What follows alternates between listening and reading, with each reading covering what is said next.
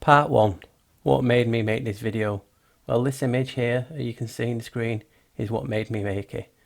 And I'll go on and talk about this as well, but that's what made me make it. Guys, this is the image that's made me want to make this video. And ask yourself, what cannot be fit of symbolism in one picture? I saw this, and what the story was is I did a post on Facebook and someone just commented and included this link. Now, what they were trying to say is I knew, but I never seen this image before. I don't think I have, because I've been blown away by it. Again, when do we not get blown away by something I look into? But if you're wondering what is actually going on in this picture, it's I believe it's a Pythagorean Greek tarot card or tarot card. I don't know how you pronounce it, and it's of the cosmos. And there at the beginning, there's a Greek word for cosmos. As you can see, you have Janus, right? You have the is it the Pisces or Vicious Pisces, or what I did in my last one, the Uberos. You can see it, Uberos. And even the picture, as someone pointed out to me, looks like a lady's part. Oh my god, I had to watch what I say then, because you never know. And can you see what I can see? Can you see the cloth? That's short. It's hiding what sexuality they are, even though you can quite see it's a woman and a man, which then is Kybel and Janus, but they're both Janus. Can you see the cloth is a Y? So I've got Janus, the Pythagorean Y, which it just blew me away now. I'm linking it to so many things and what it could mean. Even in this, what I'll show you in a second, talks about how the Y is the female and the male joined together. It's, do you know what I mean? There's the V for the woman's womb or uterus, and then there's the I for the man's genitalia. Together they form a Y. Also, what just blew me away is you can see from the pictures outside, eagle, the man, the ox or the bull, and the lion. That is the celestial sphinx. It is creation. I've done it so long ago, before I even knew about Janus. How all religions and cultures were made from the celestial sphinx creation, and from the 4 star signs. Now, to get all of these pictures all in one, it just blew me away, guys. It really has blown me away. And I mean, and this is what I'll be talking about in this video. I know from the title you've seen me mention Cern and the Parasites. Well, I believe this all has to do with the Janus being both female and male, but also to do with the parasites.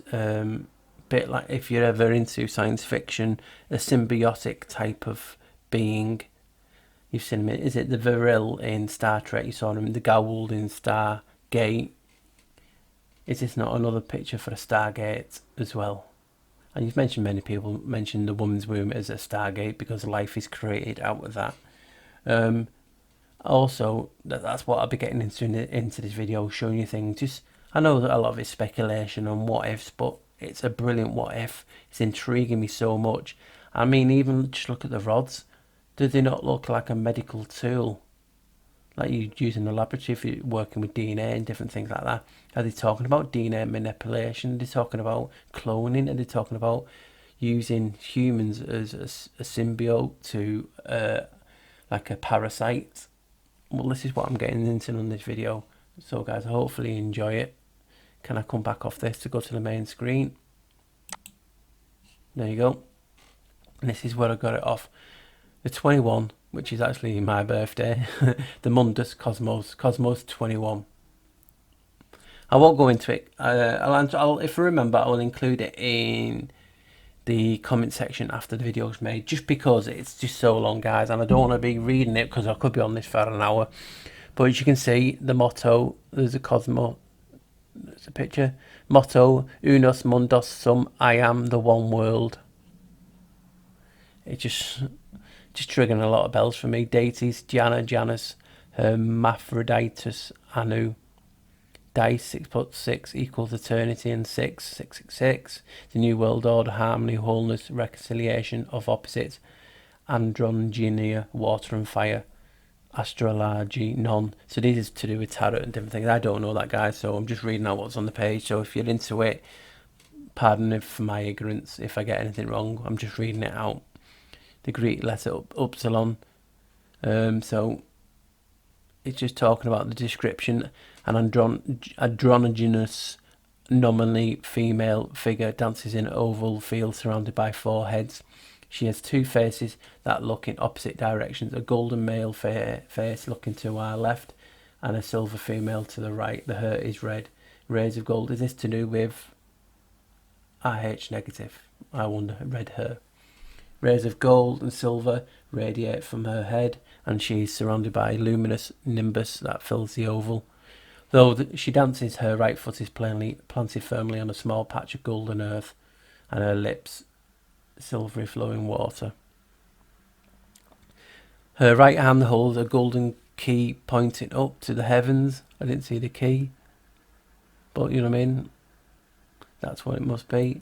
Because the Janus has keys, but there's no keys in there. But is that the key to building DNA manipulation? I don't know. Like I said, I'm not that technically minded to know what the type of equipment. It just looks like something you'd use in a lab.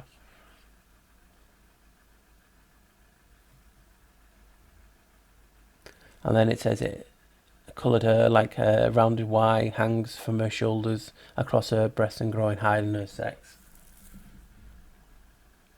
So I'll include this. It's just going really into it about the tarot cards and different things. And like I said, I'll be getting into this more throughout it, but this was just showing you why I come up to. And if you remember from my Celestial Sphinx video, if you've not watched it, guys, I really recommend watching it, because it'll open your eyes and mind to a lot of things, how everything is connected from these 4 constellations in the sky.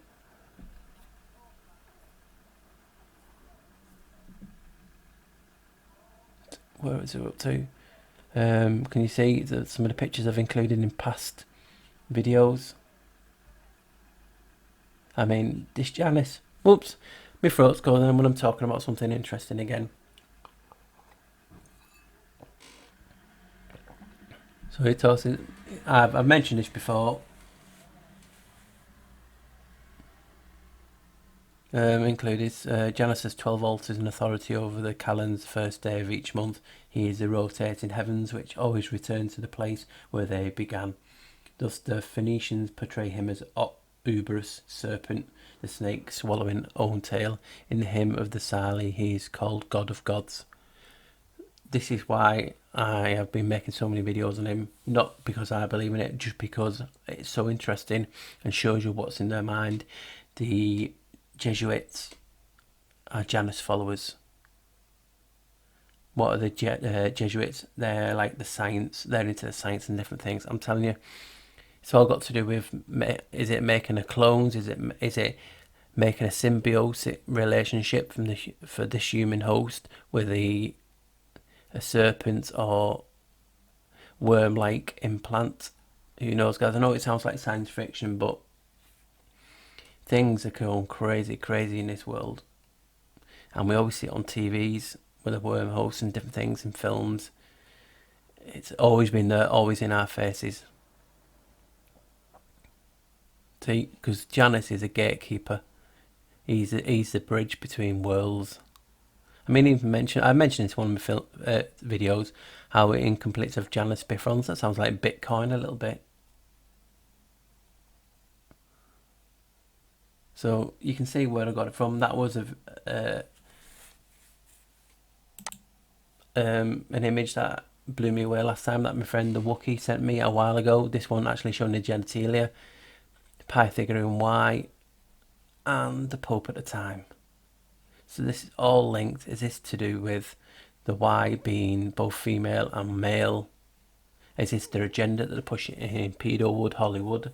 Is this something about much more darker in the fact that we are hosts. Well, not we as we, but you know what I mean. In general, they are cloning celebrities, influential people, and then putting implants in them.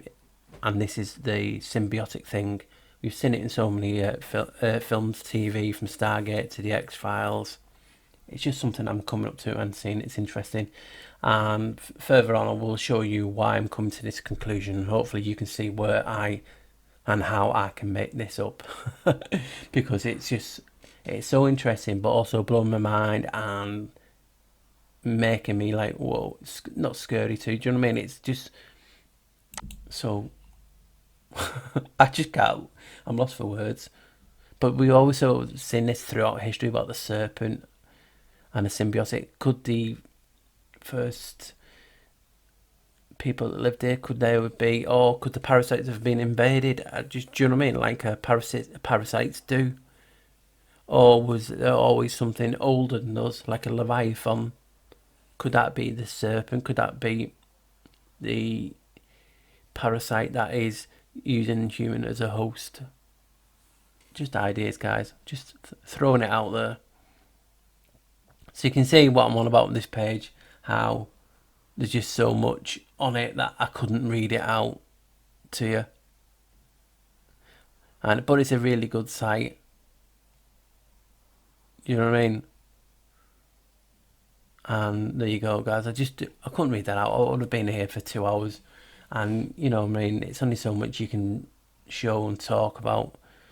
But this is key, and this is just, wow.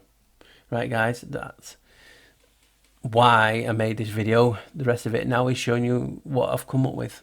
Right, guys, thanks for watching so far. I have to say this, I forgot to mention it then when I was just doing it. I forget my head if it wasn't sewn on. I've even forgot what it was now on the screen. Oh my god, here we go. I did start to read it, but it didn't finish off. So it talks about Janus having 12 altars, authority over the Kalans, the first day of each month. He is the rotating heavens, which always returns to place where they begin. Thus, the Phoenicians portrayed him Zubrus, which I then did mention, swallowing its own tail. In the hymn of the Sally, he's called God of Gods, which I talked about, and I forgot to put this last bit. Alchemy, I'll just say it's easier. He is a universal solvent for, as Marcus Messala explained, Janus fashions all things and guides them. Does that not sound like DNA? Fashion, making. Is this the Janus cult that I'm talking about, the Pythagoras cult, all in one? Is this their job, to make, to fashion things? I mean, I don't think they're on about clothing in this in particular. I think it's got to do with DNA and cloning, and he's the agent of unification. Well, if the Phoenicians talk about him being Uberos, the beginning and the ending, which he is, but also once if it's literally, if Janus, the unification between a symbiote and the symbiotic vessel. See, unification that brings together the naturally heavy elements, water and earth, which are cold, with the opposites, the naturally light elements, air and fire, and which are hot. In this way, the quintessence is synthesized. So sometimes that's what it's talking about. Or is it just me looking into it too much? I'll leave it up to you guys. I'm just blown away, as usual. Right, guys, I will finish this time.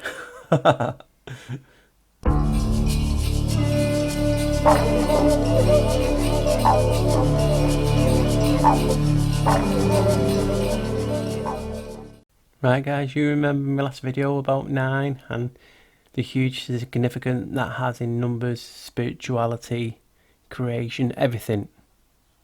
Everything. It really matters to the parasites. So we've got to know all this knowledge, what they are and what they are doing. Well, just look at this now. It's only going to be a few seconds long, but just listen. You'll see some numbers in a sec, and then you'll notice. The Large Hadron Collider is the largest and most powerful atom smasher in the world.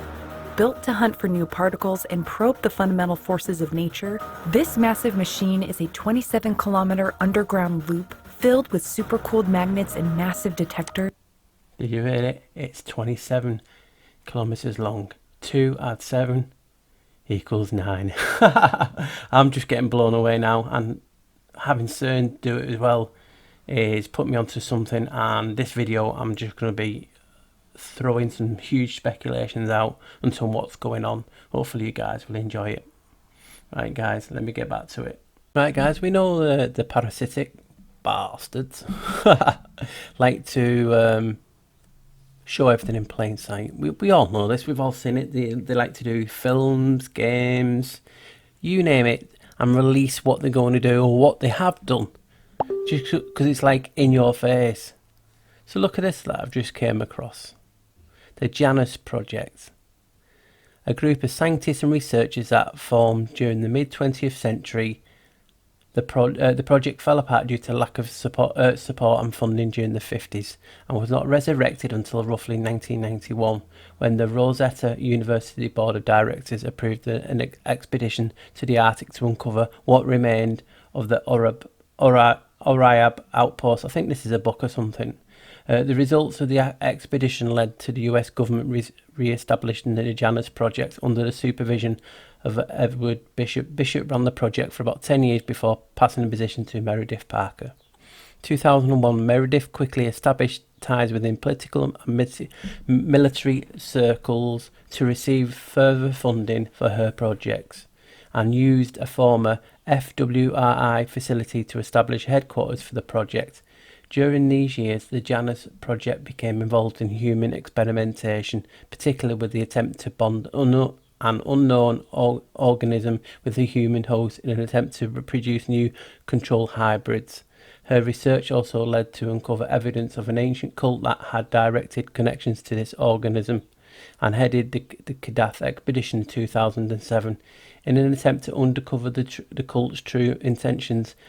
This ultimately led to disaster, and the Janus project suffered a severe setback in progress.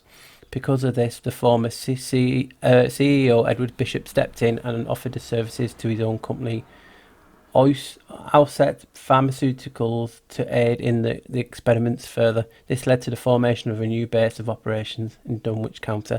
And then it just says 2011 to present. In the spring 2011, after the disappearance of Meredith Parker, Professor Bishop and Dr. John Van Baron stepped in to oversee the continued progress of experiments in Clear River. I'm just blown away. And I know this is a book, but boy, we know they like to hide stuff in plain sight. And this shit just sounds familiar. I'm just getting the feeling that I get when I know I'm onto something. There's so many keywords that they're using in here, and with this video, as you can see, it's going to be linking Janus, Pythagoras, Cern, everything together on what is actually going on. And as you can remember, can I do it now? I just don't want to show you too much. If you remember,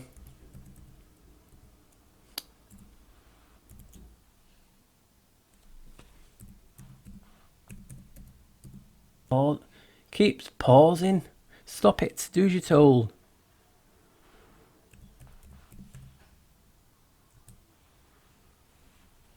Remember from the old video. Come on. It's playing up. Cern and French Space Agency SNES starting collaborations. And remember, name of the project, if I can find it again. Where has it gone? There you go. ISAT is a student nano satellite developed by SNES for the Janus project. Hands-on higher education and outreach program for space. Could this be they are messing around with making clones or something more outrageous than claiming to smash particles? Are they trying to create a new race? Are they trying to create clones for the Parasites? Who knows, guys, but something's in this, and I'm going to investigate it. Right guys, I've included this on another video I did a few back. I think it was to do with Janus and the Y, because you remember this is the Cern logo, and I'm doing about Cern today, mixed with Google and other things. It's well known, 666. Well, 6 add 6 is 12, add 2 is 18. 18, 1 add 8 equals 9. Oh, could we do it 9? 9, 9, 9, 9, 18, 27, 7 add 2. It's 9. And 27 is also the length of Cern, as he said in the video that I'm including with this today. If it's this or another part, you'll see it. But the one I did, I showed you how the Cern, could be Y, and include a picture at the side here in a minute when I'm actually putting this into editing. But you can get 3 Ys. Now the Ys, if I go to this site just to show you, the Y is the unification of male and female principles in the adrenal gene. And obviously you've got the X and Y chromosomes, and that's why it's prevalent. So this is why I'm including this, because I believe Cern's creating clones, or ready for the, to create clones to get a symbiosis relationship with parasites. I know it sounds way out there, but I just believe that's it's got to be something like that story I included at the beginning. I think that's what's going on, and they're using these Cern or colliders as God, it's gone out on my head, just like a cover, basically. I mean, you don't know what experiments are doing and whatnot, but I will try and investigate the best I can and come up with something that fits what I've got in my head. Hopefully, guys, you can see it and you don't think I'm start raving mad. Right, guys, remember at the beginning of the video I said the Hadron Collider itself, in numeric to, in relation to numbers, it added up to 13. 7 and 6 obviously equals 13, and we know what 13 means to the parasites. Now what's interesting as well is the actual name Cern. I've just been blown away by this. Right, if you put numbers to the alphabetical nature, Cern adds up to 22. Right, so it's like 3 add 5 add 1 add 8 add 1 add 4 equals 22. 2 add 2 is 4. Now if you're not sure what that is, 4 is the number of creation, 3 of God plus the 1, a new beginning. So even the name Cern means to create, creation. What are they creating? Are they creating a wormhole for literary parasites or whatever? This is what I'm going to try and uncover in this video. So hopefully, guys, you can see this and you don't think I'm going crazy. Right, guys, see you in a minute. And also at the beginning, as I talked about the Hadron Collider adding up to 13, well, 1 and 3 is 4. So Hadron Collider and Cern both mean to create, creation. This is just wow, guys. Guys, here's some on Cern and the Collider names. Now this image to your right, or to your left, whatever you're looking at it, but it's on my right. As you can see here with a mouse on. I tried to get that without the names on, like reverse image to get it back, and this is all I kept getting. So whether the site is down or they just don't want you to know it, because I tried looking for the names and it's like Aleph and Delphi and a few other names are not on it now. Am I looking too much into that? Possibly, but I just thought it was strange that I wanted to get this, because I've had this image and I wrote on it myself. Oh God, it must have been last year. So I have had this for about 8-9 months, and it just seems suspicious because of some of the names. I'll go through some only basic, because like I said, I can't be here all day just on this little bit, but I can show you the importance of why these guys are naming the colliders and the things as they are. Now I'll start with Alice, because it's obviously quick. Looking Glass. Alice means the truth. Also she means harlot as well in some parts that I've looked into. So that's that one, bit self-explanatory, that one, but we know the significance of looking down the rabbit hole. The rabbit hole, the tunnel, is at a portal. You can look in different ways, and this is why I'm looking at this is Cern acting as a portal or a gateway, obviously considering with Janus and the implementing of their agenda to have these parasites. Is it physical parasites or metaphorically parasites? I believe it's both, to be honest, because of what I've researched and seen in the past. Also you have Atlas, and we know Atlas was holding up this the celestial heavens, but also he was obviously the Titan god who He was a Titan. Atlas was the leader of the Titans in the war against Zeus, and after defeat he was condemned to carry the heavens upon his shoulders. According to others, he was instead, or later, appointed guardian of the pillars which held up the earth and the sky asunder. Atlas was also the god and instructed mankind in the art of astronomy, a tool which is used by sailors in navigation. These roles were often combined, and Atlas became the god who turns the heavens on its axis, causing the stars to revolve. Now, what's interesting me is he's talking about the heavens. He's just talking about, because he's holding the heavens up, he's holding up these Archons, whatever how you pronounce it, these parasites, where they come from. So is that why they named that? Because he's holding up the heavens. Is that a location of where these Archons are? These people, these entities that feed on our negativity. That is why they keep the world in a negative vibe, because that's what they feed on.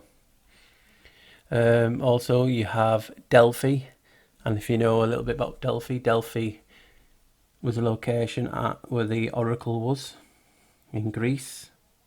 What's funny about that is, also there's something about Atlas, but I'll show you later on. I don't know when I'm going to include that, but Delphi is an oracle. You know, it's a temple of Apollo at Delphi. Now that's where the oracle is. You know, to see the future, different things like that. But Delphi, then it was one of the name of the high priestess was called the Pythia. Now Pythia is also derived from Pytho. Pytho? Put an N on that. Python. Snake. Reptile. Interesting. Very interesting. Then you can see opal. Now opal is Sanskrit, if we can put that as upala, but it also has the power of foresight, to look to the future. So you've got two things that's looking for the future: premonition, future, gateways, portals, and things like that. So you can see the nature of why they're naming these colliders. Well, I don't know what you call them. I thought LEPs, you know what I mean. LEHs is the Hadron Collider. Pardon me, it's early here today, but I thought I'll get a start on it. And then the last one is Aleph. Sorry about that. Boom boom. It's just me messenger going off, and it's Hebrew, obviously, as you know, and it contains God because it's Alpha, the beginning. But as you can see on your left, I've put the Aleph on. And if you look into these things and if you do your research, you will know Aleph is rumoured to be one of the origins, or, you know, the swastika, one of the oldest symbols on Earth. And you can see that it looks quite like the swastika. And I've done videos on that being creation and the 4 brain waves type of thing. So you can see the significance. I'll read a few things out. I don't want to go through it, but you can see.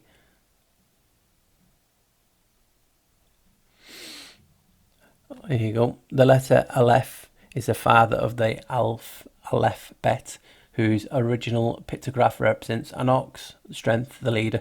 Well, if you don't watch my other videos, you will see Janus is Janus is the ox. Do you know what I mean? Because of him, he's linked to Baal and Baphomet, so obviously the horns. So you can see where I'm getting with this. Janus, and obviously he's to do with both sexes and genetics and DNA manipulation, and this is what's happening, guys. And this is why I'm just normally I'm blown away, but I'm not blown away. I'm gone quiet because it's just too much. I'm just, oh my god, what am I uncovering next? And like I said, I'm not the first person to do this, but I might be in this context. Whose original pictograph was an ox, strength and leader. Also, if you remember my Celestial Sphinx and the picture at the beginning that started me off, you have the ox. Obviously, it's got no horns on that one, but you know what I mean, is Taurus as well. And if you watch some of my videos, Taurus, you'll see the right eye. Or is it the left one? I can't remember how you look at it. Yeah, I think it's the left eye. You see, I've done a film called The Followers on why these celebrities get a black eye on the left side of the eye. People said it's to put the parasites in, so this ties in with this. But I didn't I didn't know what I knew now on that, and the left eye I said had links to Baal and Baphomet, and I now know Baphomet and Baal is Janus. So it all comes in circles. I all find connections, and sometimes I don't put them together until I make future videos. So he says, Aleph therefore is preeminent in its order and alludes to the infallible mysteries of the oneness of God. Indeed, the word Aleph, derived from the very name of the letter, means master of law or Lord. So you can see there how the Phoenician came from the A to the bull. In the classical Hebrew script used for writing Torah scrolls, Aleph is constructed with two yods, one to the upper right and the other to the lower left, that are joined by diagonal Vav. Ketav Asherit was the script that Jesus would have read. Ketav Ivri was the older script similar to the ancient Phoenician, but was not the script used when Moses received the Torah from the Lord in Sinai. Ketra Ivri is also sometimes called the temple script because samples of it extant dated to the time of King Solomon's temple. Sorry for my pronunciations, guys. So in, like I said, you talk about Kabbalah now. In Kabbalistic literature, the upper yod, meaning an arm, represents the hidden and the infinite aspects of, I can't even pronounce that name, so I'm not going to do, called an Enef Sof, is without end, whereas the lower yod represents the revelation of, I don't know if that, I can't pronounce that right, so I don't want to offend anyone, to mankind. The Yav, whose meaning is hook, also connectedness between the two realms. Two realms? Is this what I'm talking about, being a portal, getting these parasitic entities from another realm? Is this the idea of Cern? Interesting, isn't it, guys? Yav is also thought to represent humanity, since Adam was created on the sixth day. Yav is diagonal since it's humbled in the face of God's mystery and his revelation. The two yods also indicate the paradox of experiencing God as both hidden and close, far and near. If you've seen from the video at the beginning, I think they're also planning a collider, or one of the things, I forgot what they call now, supports or whatever they're called, you know what I mean, to be called Eve. So you're going to have Adam and Eve. So Aleph, like you said then, is representative of Adam as well. So you can have Adam and Eve as well in here, or in the bigger one, what they're planning. Tell me this is just not getting your, creative juices flowing, because it's crazy. I'm just like, where do we go from here? So like I said, I didn't want to read too much out. Like I said, you guys can push this in. See, Aleph and divine names. There are a number of divine names that begin with the letter Aleph, including the following. El is like a god, a deity. Elohim is gods. Aloha is similar, I think. Like I said, pardon me if I get that wrong. And I've not heard the Aya, Asher, Aya before. Or Doni, and Adam, Olam, and Adia. You know what I mean? So, pardon me ignorance on that, guys. The Hebrew word for man is Adam, which is made up of Dam, blood, and Aleph, which represents the Lord, an indication above. Now, I'm not being disrespectful, I'm just saying, what if these guys, who they believe is the God, the Lord, like Janus, and this is why they're running or cloning and open portals in this name, because of the beliefs. Just a thought. I mean, if you look at it with different eyes, and then read the things like the Lord turns flesh and blood into Nefesh Shaya, a living soul. Yeshua is our Aleph, the one who took on the flesh and blood to mediate God's presence to us with him. And there's people looking in Yeshua now saying that is not actual God's name or Jesus. I'm just putting it out there, guys. It's just what I've seen. Like I said, I have no belief in this because I've not researched it enough to say about this topic. But if that is the case, you can see why this is significant, because they're talking about getting the blood, getting this essence, this soul? Is this soul the Archons, the entities? Are they opening portals to get their soul brought here? And then is this soul put into clones or influential people? Just something I'm running past you guys. Hopefully you can see why I'm coming to that conclusion. And later in the videos I'm going to be showing you how these worms, the parasites, have been here forever. And there's pictures of them in hieroglyphs and different things have been, and like I said, I'll get to that and you will see that, guys. So hopefully you can see why this is not just blowing me away. It's like a hurricane, you name it, is actually blowing constantly, because I'm getting utterly blown away. And what is, I don't know if it's good or bad, is it makes sense. It just makes sense. It's tying a lot of what people are thinking and coming up with what could be a plausible connection, because you've got like the Janus project, which came from a book telling you that from the 1950s they've been experimenting putting parasitic worm entities into people from the 50s. Cern was started in the 50s. So it's all in your face, and it's for us, we've realised, to try and get to the truth and perceive it how we can. So hopefully, guys, you can see it. I'm sorry, I'm blown away. Right, I'll carry on soon, guys. Thanks for watching so far. I truly appreciate it. Thanks, guys.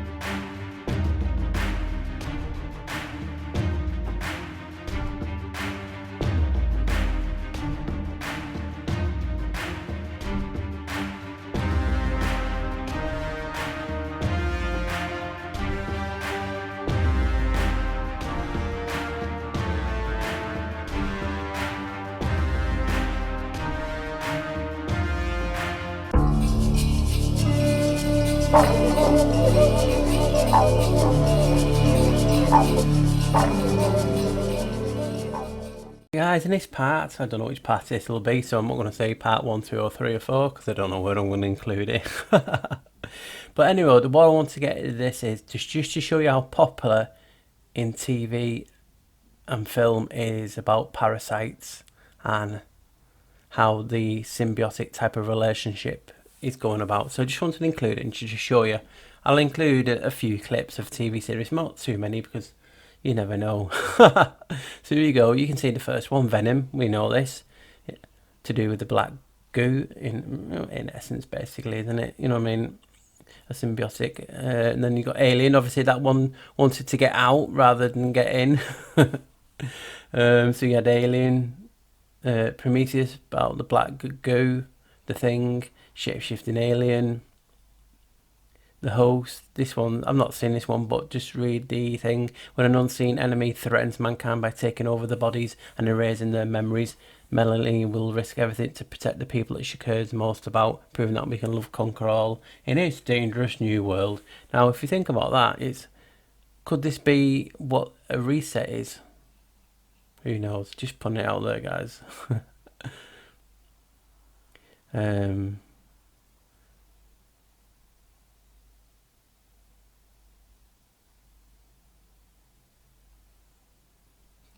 I remember that one. I used to always check my earphones because I got, you know, when you used to see the Wrath of Khan, where they put the parasite into the helmet, I used to always check my earphones. Guess there was anything in it. So you can see it's about Dreamcatcher,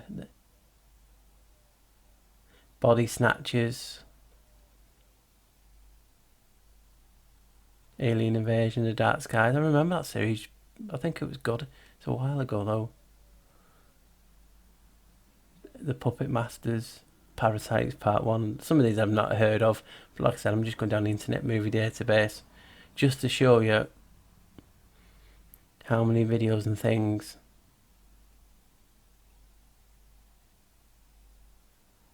have been made on this Parasite and what I'm trying to get at in this video. So you can see it goes on and on and on. To TV now. Dice, that's the clip I'll include. The Star Trek one as well, the Vril. So you can see my point is they always like to put it in our faces in plain sight.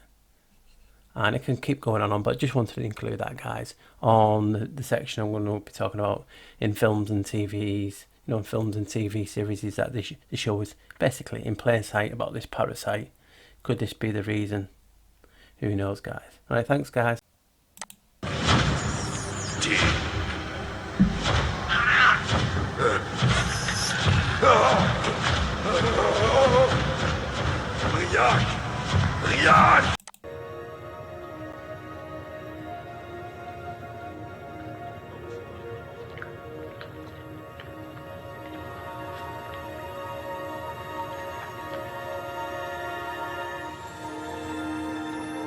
X-Files episode The Fluke Man, the host above. We are.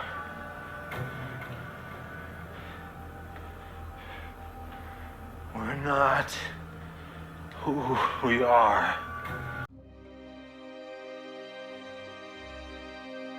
The virus is extraterrestrial, been lying dormant underground in the form of an evolved pathogen. We know very little about it except that it was the original inhabitant of this planet. A virus.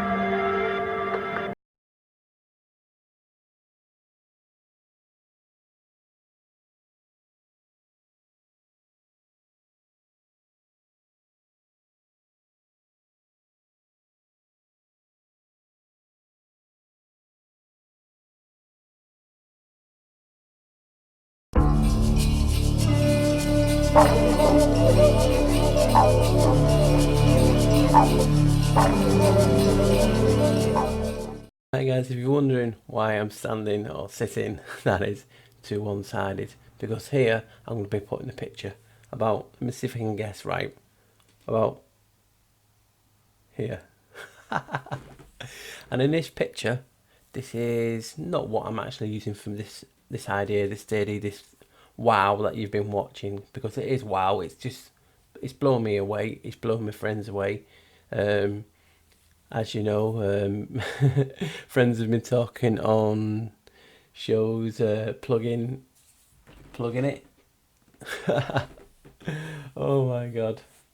But anyway, if you can see from the picture, hopefully I can keep it on as long as I'm talking. And like I said, after this, I will just be doing pictures and not actually me on it. I just wanted to talk while I'm showing you this picture so I can describe it. Hopefully I remember it right. So depending on which way it will look on the screen, you can see what everyone, even me, I'm honest to say, we all thought was a giant light bulb. And it looks like a giant light bulb. But when you look at it with real fresh eyes, especially when you've just been talking about parasites and black oil, the goo, what's going on in this world. Will we ever get to know that? No, but we can all try, can't we? And we're all shining this light, revealing more and more hidden truths. So as you can see, it's there. And now that you look at it slightly different, picture this light bulb. Hopefully I'm not pointing up. There you go. Okay, so my hands is going over the screen. Picture the light bulb, an incubator. Now you think, wow. And if you remember to put in with this, so you can see this one major picture that I'm showing, If I show you the zoomed in picture as well, which hopefully will be now. Like a hostess on this aisle. Well, if you look at this one zoomed in, you can actually see what looks like lines on what people think is the filament, but it's like the gills of a parasite or a worm, and you can see some sort of face. And now you say that, you will see it, and it's not like paranoia and you're actually describing what you're saying. This is, all history is perception and perceive and people's opinion. When you look at hieroglyph or a pictograph or whatever they call for pictures and different things, it's your interpretation. So we've seen this, we think, oh yeah, it's a light bulb because we got it suggested. Now I'm saying, have a look at this, could it be an incubator? And you're like, yeah, you can see it. Now look, you got the man standing behind it holding it up, and you got the little bit of a lotus flower. Well, that in Egyptian, that's where creation came from. So you actually talk, it could be two. You have this parasite coming out from creation, which is number 4, as we know from the Cern bit. So depending if I've gone back to the other one or the one that zoomed in, now back to the other one. You can see people underneath, and what looks a perception is a woman kneeling on a plinth, a platform, what looks like it's holding it up. But what if it's just how we perceive? Then people are just underneath, ready. Her on the platform is in the Egyptian birthing posture. She's got her hands up like that, and I'll include a picture now of her giving birth, and she's like that position, to do that position, right?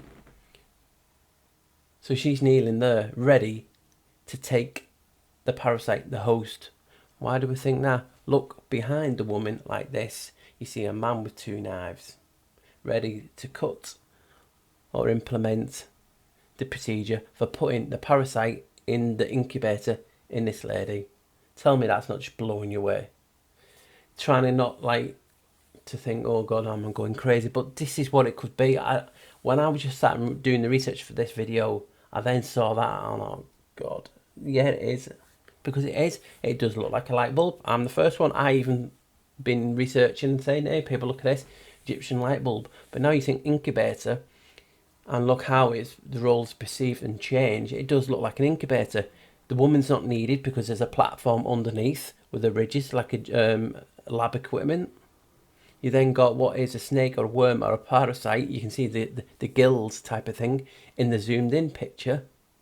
You then got a woman in the birthing position like this. She's not holding up, she's just at the side, ready to take the host, because the man's behind her with the 2 knives. That's just what I'm seeing, guys, and hopefully you are seeing it. And from here now in the video, it's only going to get whoa, because I'm finding stuff in the Bible and different things on, if you look at it differently, how it's perceived. Now, I'm not bashing the Bible. I'm just saying, when you can look at things differently, because like I said, I'm spiritual and I believe in the Creator, I believe in God. But if you look at things differently, how we know the church has been infiltrated, powers that be have been infiltrated with these parasitic life forms, parasites, we call them Archons, you name it, since we've been here, since the time immemorial. So when you start looking at things differently, it makes it feel more sinister plot. For instance, what's coming up soon is me talking about how when you go to, especially if you're Catholic, Roman Catholic, you go for the sacrament and it's called the host. You're taking the host, and then I will include a clip of a preacher describing it, and it's about a ritual. Is this not taking the host? And that was what I remember. I said, remember the host. And if you think about it, the Vatican means the divine serpent.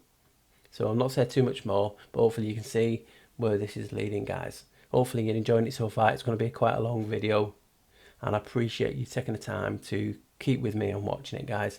Hopefully, right, see you in a sec, guys. Bye now.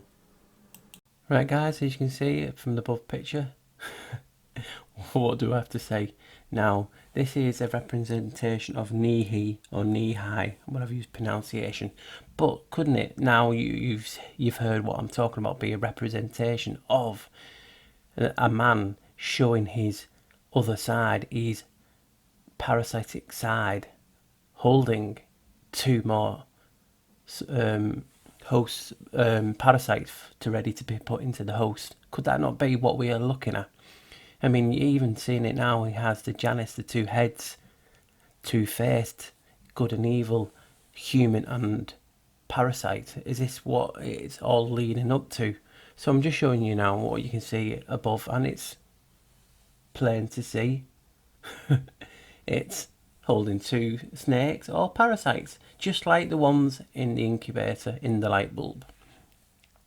Now, a little bit on Nehi. There's not much, but he is I'm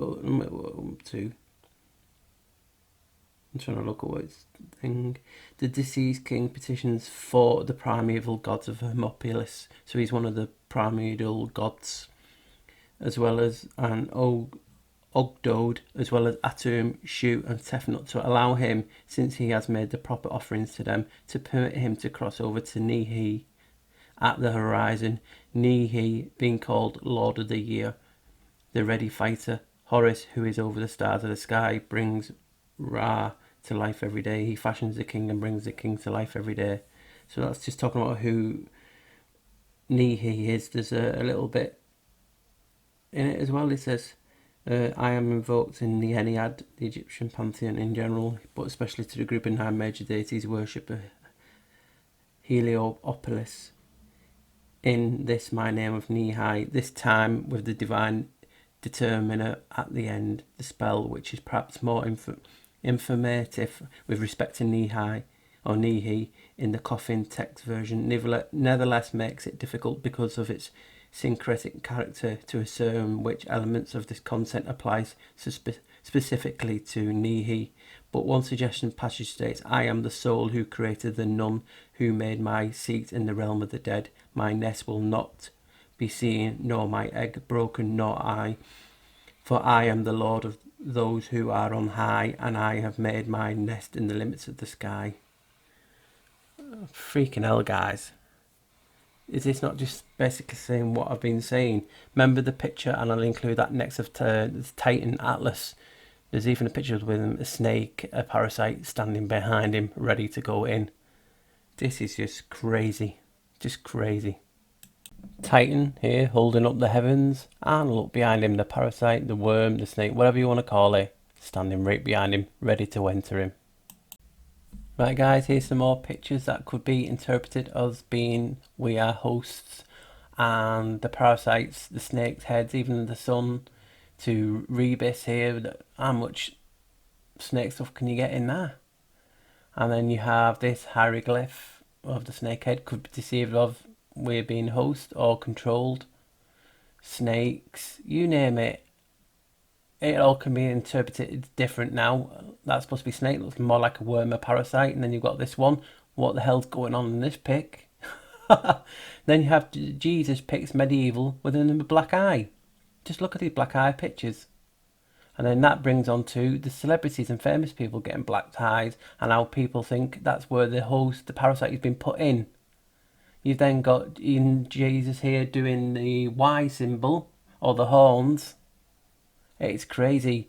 And just, these are parasitic pictures. And then finishing off, I could have put loads in, but finishing off here now is a picture of the serpent mount, and this will be leading into another part in a second, guys. Right guys, what you can see in front of us is Cern, the collider. Just put on, can you see? It's just a technical drawing, or is it? No, I lie. This is mitochondrial DNA from the lady. See the circle, how it's designed. Does that not reminisce of a Stargate, a Hadron Collider? Can you see?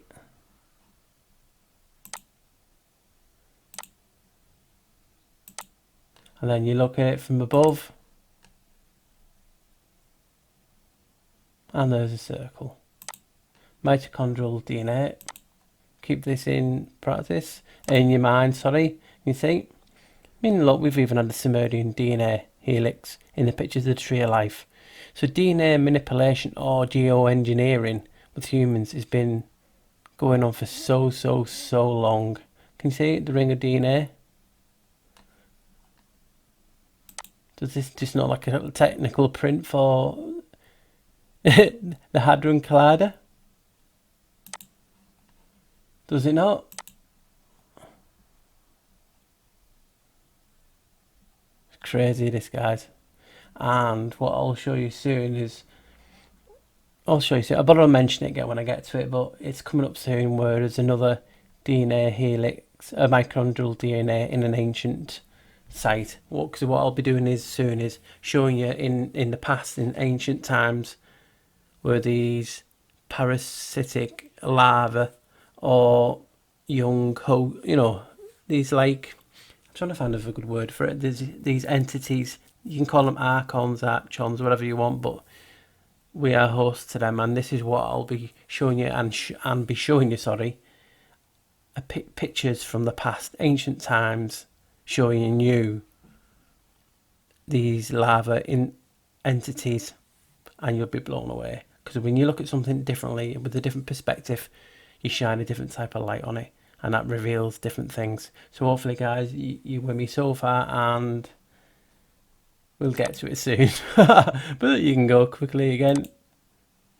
Just looks like plans for the Hadron Collider. Crazy, innit? I mean, there's one, but that's on its side. But maybe that was, you know what I mean? You can see my points on that. I just wanted to get that out there. The circle, DNA. Right, guys.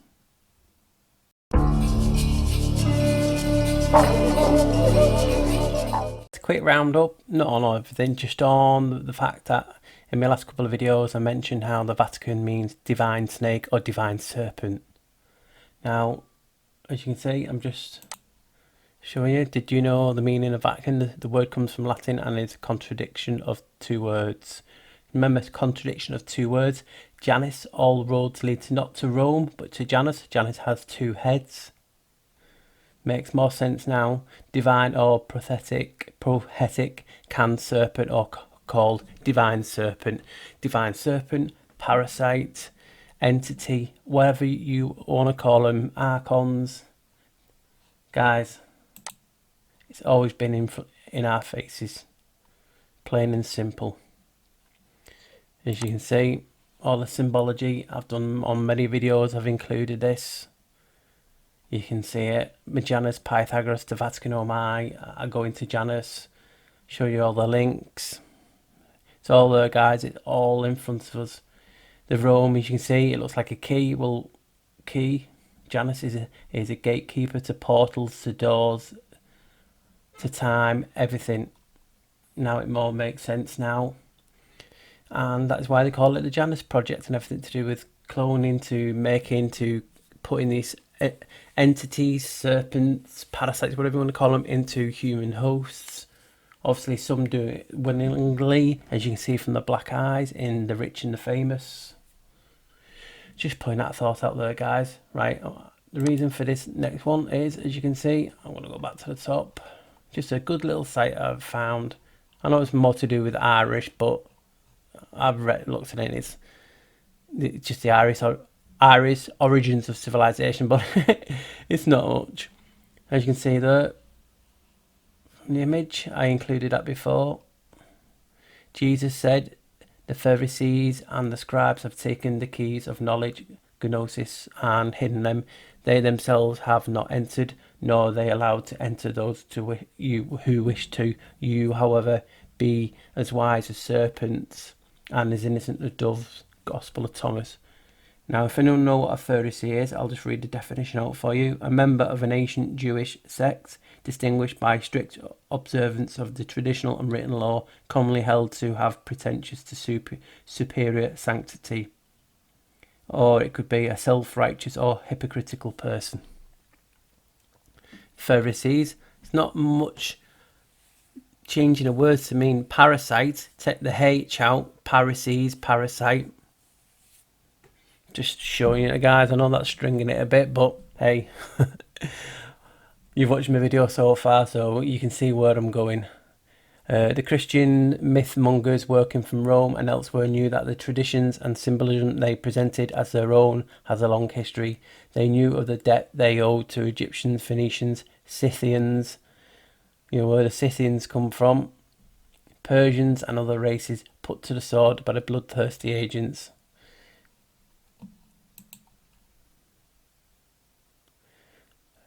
Of the heinous criminality, scholar R.H. Gabriel writes, in 360 CE, Constantinus II ordered the Egyptian temples of Isis or Osiris dead closed and forbade the use of Egyptian hieroglyphs as a religious language.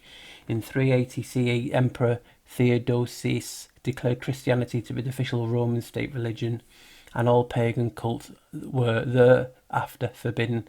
These edicts were devastating to Egyptian culture and religion, both of which have been preserved over millennia through the Egyptian language and the writing system of the Egyptian priests. In 391 CE, the Patriarch of Alexandria, Theophilus, summoned the monks to arms and turned them against the city of Memphis and the great shrine of Serapis, which she included with the snakes. So you got a Serapis turning up in Rome as well, because it's in the temple with Moneta that I did the video on, and Janus, the god of gods. The Serapeum, or doesn't it sound like Seraphim? The main temple of Cern, Isis religion. The attack was akin to ordering the destruction of the Vatican. Egyptian priests were massacred in their shrines and in the streets. The ferocity of the violence consumed priests, followers, and Egyptian intellect elite of Alexandria.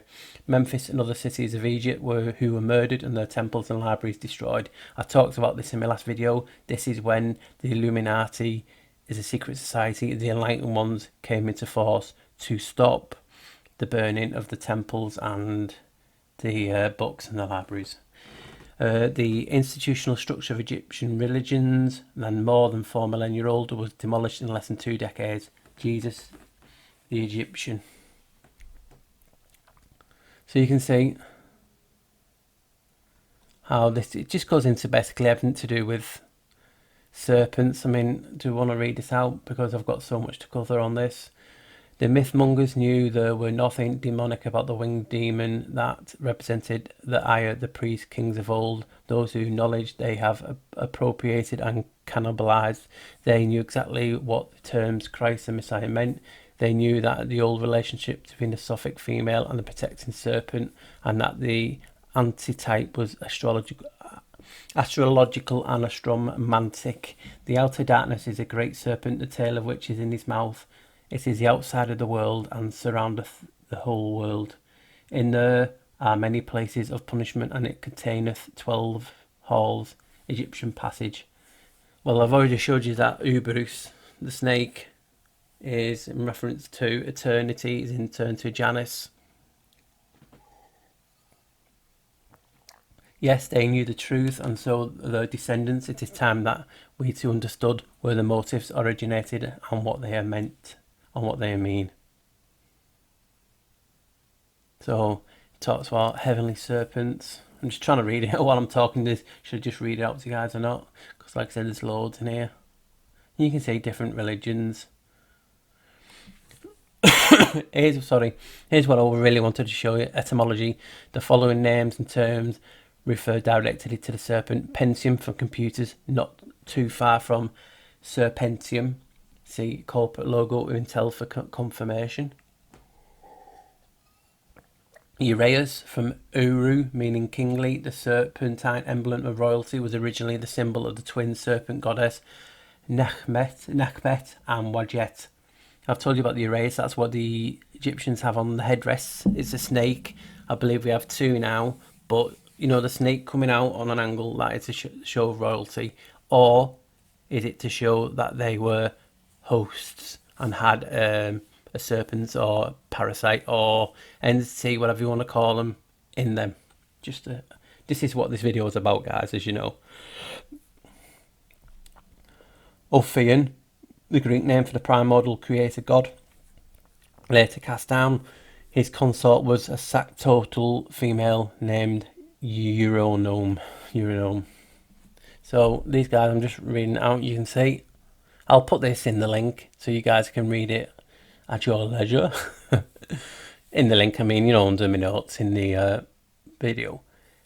Canaan, I think that is, yeah, Canaan. The ancient name for the region where modern-day Jordan, Gaza, Palestine and Israel now exist. The term comes from the Phoenician word connoting the serpent kings.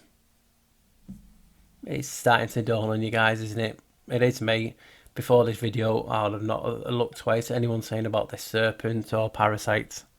And when you research like this, you can't not but get your eyes open to it.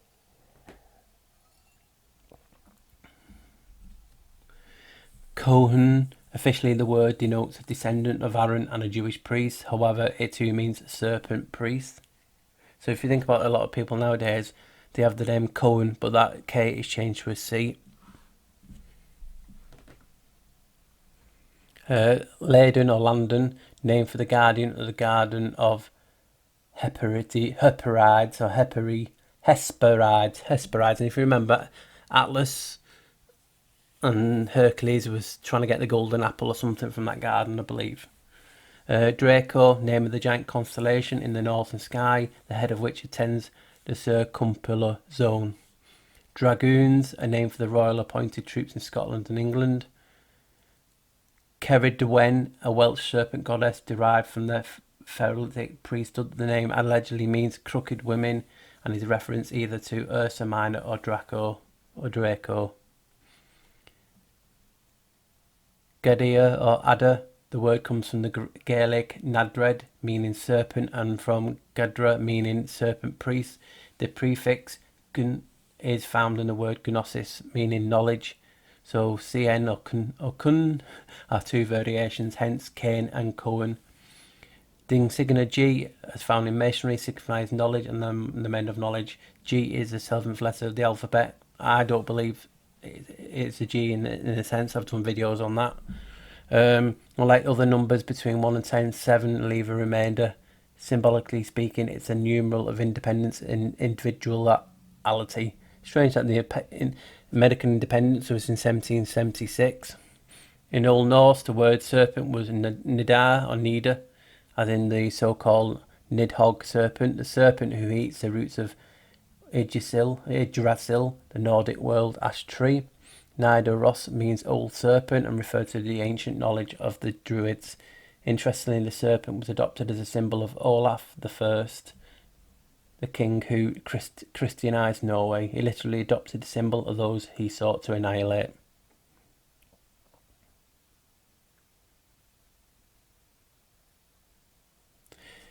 Genohim, however that is, the letter G of the Masons connotes the Genohim, the Exilarchs or princes of light. They were originally Levites and later they were elite Pharisees and Sadducees order. So you can see the significance of this research what this person's done.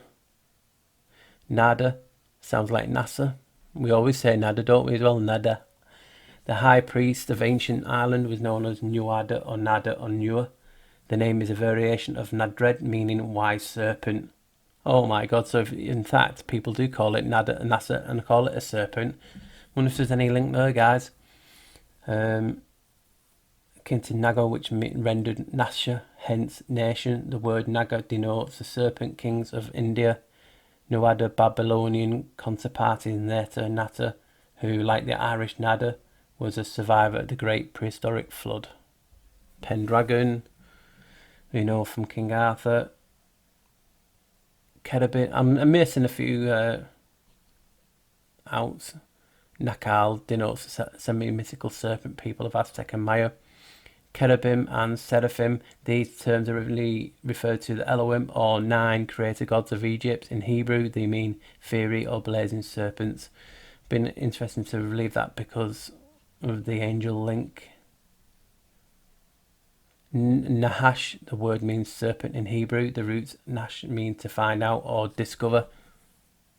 It is not surprising, therefore, to see medical corporations, technical and education institutes and governments, think tanks employing the symbol of the serpent on their emblems or logos. Oh no. Oh, I don't know if this drums, like I said, I'm just getting it off this site, so pardon if this is wrong, but it's America from Amaraka, meaning land of the serpents. Sorry, guys. Hermes, the word means phallic. Cimmeria, possibly Gaelic Cimmery, meaning serpent. So this person's done a lot of research.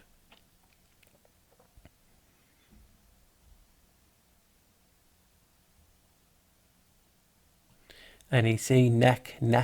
These terms are to donate the serpent. The word neck allegedly means temptation. There used to be an electronic firm called NEC. Azoth in alchemy, this denotes the symbol of the egg, and the serpent also refers to the god Mercury in origin of the phoneme AAZT. The Egyptian serpents of darkness, this is origins of terms such as Pepsi, Dr. Pepper, Sergeant Pepper, and Pepsid, etc.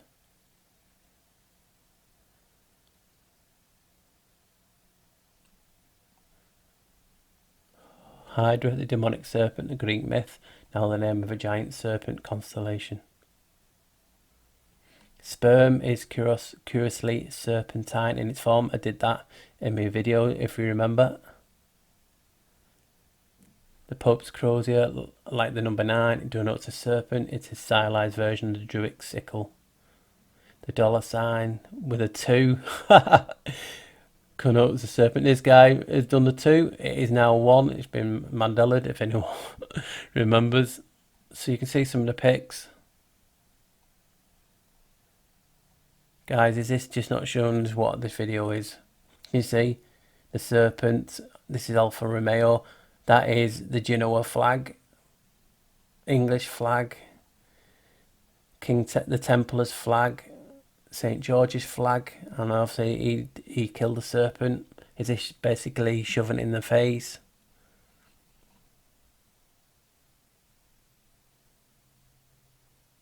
Crazy.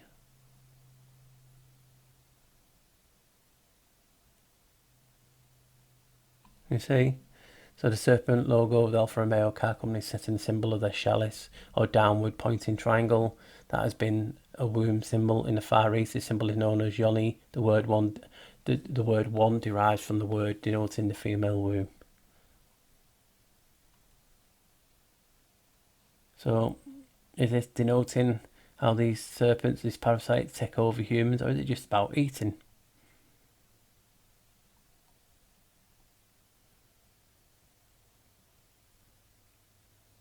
You see, St. John with the personal symbols, the chalice and the serpent. It's supposed to represent the poison. John was given a drink. Or could it be the fact he's showing that the Vatican, the church, is the host, the serpent. And we have to set the host in when you go for communion. So there you go, guys. That's just that site. And obviously the last part, I'll be showing you about the priest and the host. And reading some Bible verses out that could be to sound out like we're hosts. Right, guys? See you in a sec.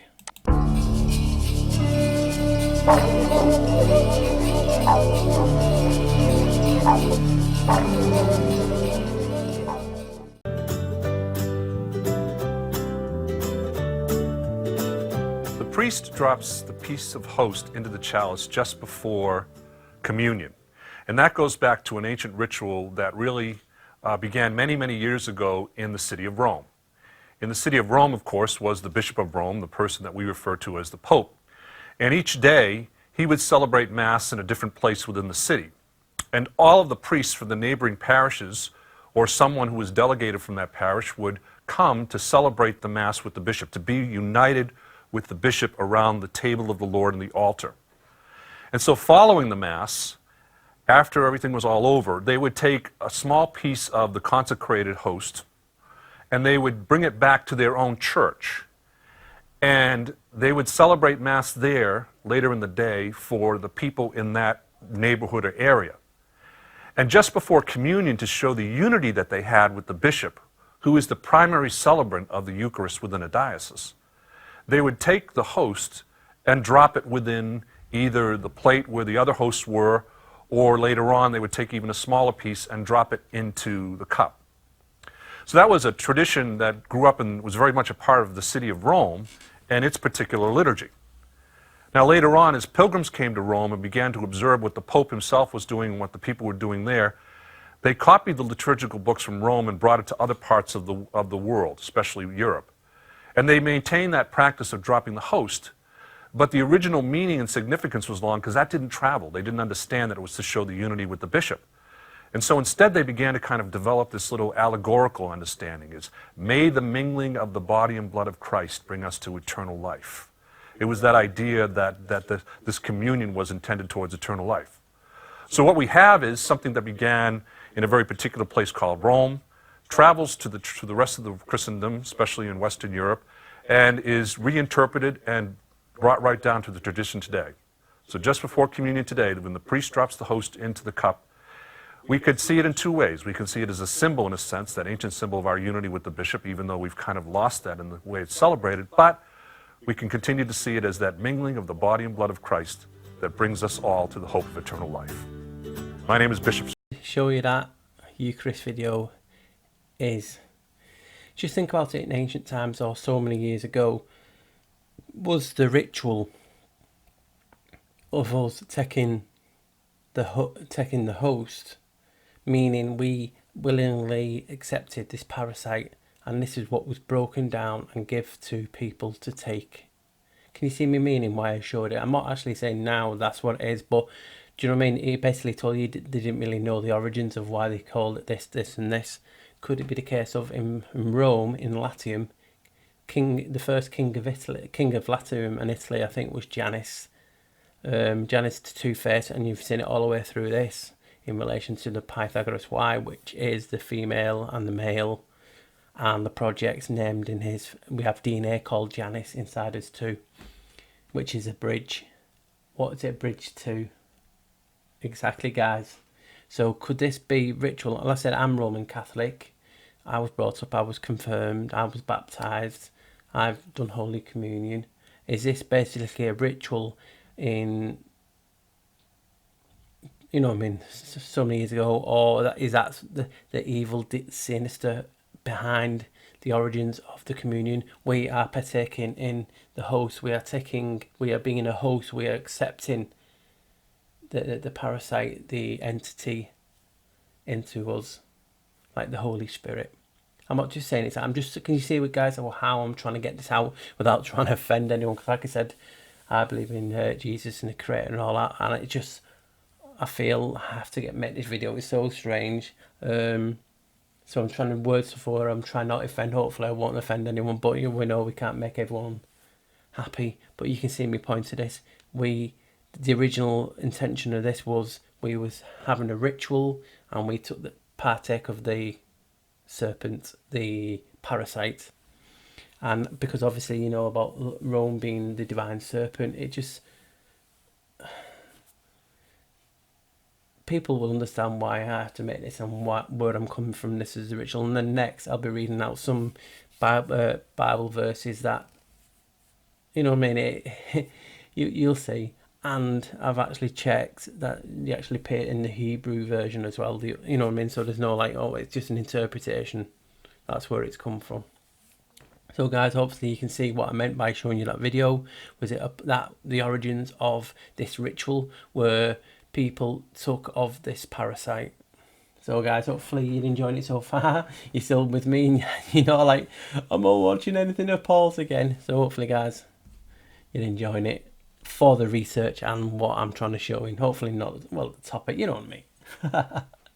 Right guys, here's what I was talking about before. 17 Bible verses about hosts of heaven. Obviously some of them don't sound sinister or anything to it, but when you hear some of them in the new light, you can interpret it different. So I think there was only 17, as you can see. I'll read them out. So obviously Psalm 148:2, praise him, all his angels, praise him, all his hosts. Doesn't sound too sinister in regard to this video. 1 Kings 22:19-12, Micaiah said, Therefore hear the word of the Lord. I saw the Lord sitting on his throne, and all the hosts of heaven standing by him, on his right and on his left. The Lord said, who will entice Ahab to go up and fall at Ramoth Gilead? And one said this while another said that. Then a spirit came forward and stood before the Lord and said, I will entice him. It says, read more, let's see. The Lord said to him, how? And he said, I will go out and be a deceiving spirit in the mouth of all prophets. Then he said, you are to entice him and also prevail. Go and do so. That's more in what I'm trying to get at. How were they taking the host and the spirit? Isn't it, guys?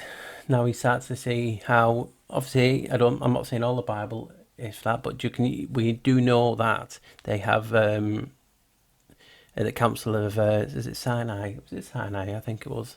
How Constantine and that's when they got together and they decided what was going into the Bible and what wasn't. So this is my point. They're controlling everything, guys.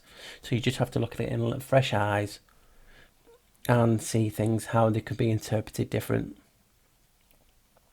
Bless the Lord, all of you, his hosts.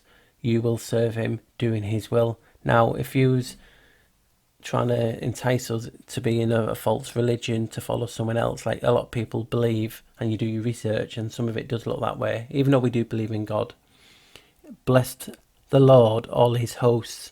They're saying that we are hosts, and we serve him and doing his will. So if you go quiet, I'm just drinking some water, guys. Luke 2:8-15. In the same region there were some shepherds staying out in the fields and keeping watch over their flock by night. And an angel of the Lord suddenly stood before them, and the glory of the Lord shone around them, and they terribly frightened. But the angel said to them, do not be afraid, for behold, I bring you good news of a great joy, which will be for all the people. For today in the city of David there has been born for you a Saviour, who is Christ the Lord.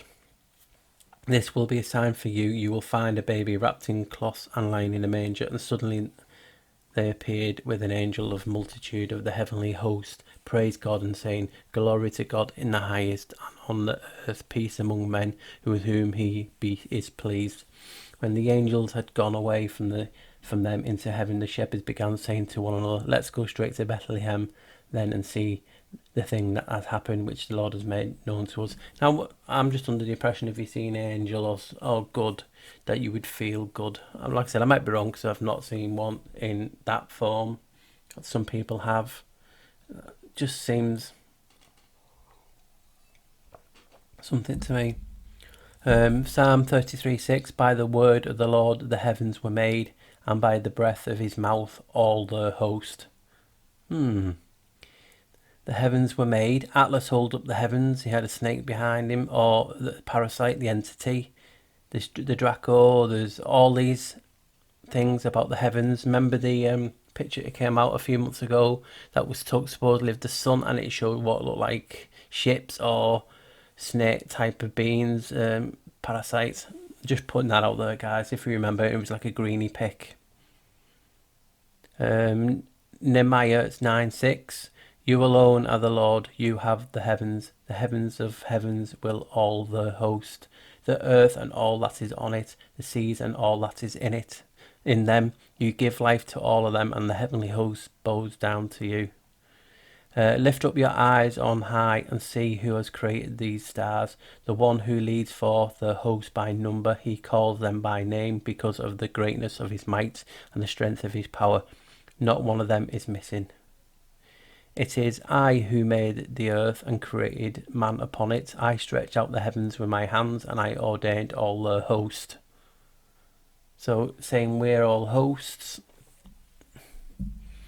Then the king commandeth Hilkiah, the high priest, and the priests of the second order, and the doorkeepers, Janus, to bring out the temple of the Lord, all the vessels, us hosts, that were made for Baal, for Azarah, or Azarith, and for all the hosts of heaven. And he burned them outside Jerusalem in the fields of Kidron, and carried the ashes to Bethel. He did away with the illustrious priests whom the kings of Judah had appointed to burn incense in the high places in the cities of Judah and in surrounding area Jerusalem. Also those who burned incense to Baal, to the sun and to the moon and the constellations and to all the hosts of heaven. 2 Kings 17:16. They forsook all the commandments of the Lord their God and made for themselves molten images, 2 faces, 2 people, 2 clones, Janus, that's what I'm getting from that, even 2 calves, and made an Azeroth and worshipped all the hosts of heaven and served Baal. 2 Kings 7:16. Now if people think, no, I've not heard this before, I will show you. 2 Kings, this is the Hebrew Bible, and it's in there as well with translations at the side.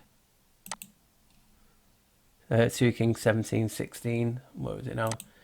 I keep forgetting. 2 Kings 16:17 was it? Oh, was it 17:16? I think it's 17:16, wasn't it? There you go. Can you see? And they are forsaking all of instructions of Yahweh Elohim of them, and they are making for them the molten image 2 and 2 of calves, and they are making fetish of happiness, and they are bowing themselves down to all hosts of the heaven, and they are serving the Baal. So that's in the Hebrew Bible, and there's the interpretation I've just read out there at the side, guys. 2 Kings 21:3-5. For he rebuilt the high places with Hezekiah his father and had destroyed, and he erected altars for Baal and made an Asherah as Ahab king of Israel had done, worshipped all the host of heaven and served them. He built altars in the house of house. Oh my God, my throat's gone again. He built altars in the house of the Lord, of which the Lord had said, in Jerusalem I will put my name, for he built altars for the hosts of heaven in 2 courts of the house of the Lord. So it's talking about Baal. Baal is Baphomet, Baphomet is Janus, they're all the same. For Chronicles 33:3-5. For he rebuilt the high places that Hezekiah and his father had broken down. He had erected altars for Baal and made Azarim and worshipped for all the hosts of heaven and served him. He built altars in the house of the Lord, of which the Lord had said, my name shall be in Jerusalem forever. For he built altars for all the hosts of heaven in the 2 courts of the house of the Lord. My God, why is it when I start talking anything like this, my throat goes and then it goes back to normal?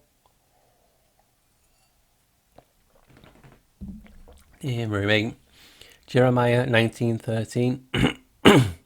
The house of Jerusalem and the houses of kings of Judah will be defiled like the place Topeth, because of all the houses on whose rooftops they burnt sacrifices to the heavenly host and poured out offerings to other gods.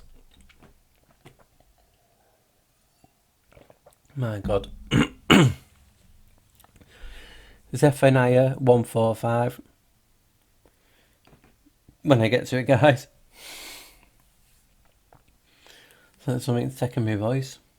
So I will stretch out my hand against Judah and against all the inhabitants of Jerusalem, and I will cut out the remnant of Baal from this place, and the name of illiterate priests along with the priests, and those who bow down on the housetops to the hosts of heaven, and those who bow down and swear to the Lord, and yet swear by Milcom.